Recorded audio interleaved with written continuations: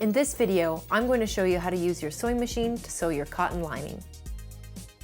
Every time you sit down at your sewing machine after you've got it threaded, you'll want to do a test piece. This is going to make sure your tension is correct, your stitch length is appropriate, and make sure there aren't any hidden issues with your sewing machine.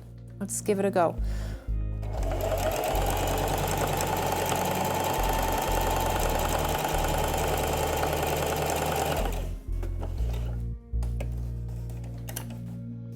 All right, stitch length looks okay, tension's good, no complaints.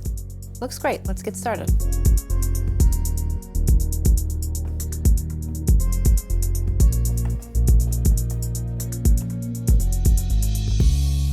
When starting a new stitch, I always hold on to the needle thread and the bobbin thread in the back. This ensures that nothing gets caught up underneath and you don't start with a knot. Before switching directions, always make sure the needle is down and give the machine pause so it can switch directions.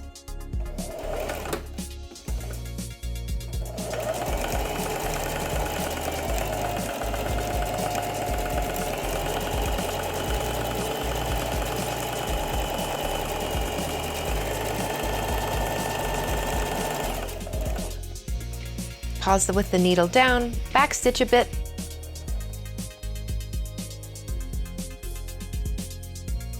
We're checking for stitch irregularities. It wouldn't take much to ruin the seam. A snag, a missed stitch, that kind of thing. Looks great. Let's trim those threads.